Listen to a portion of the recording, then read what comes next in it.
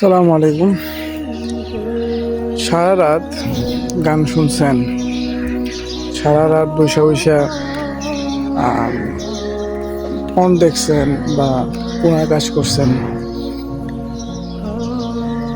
আচ্ছা ধরেন এরকম আপনার কয়েকটা মাস গেছে বা কয়েকটা বছর।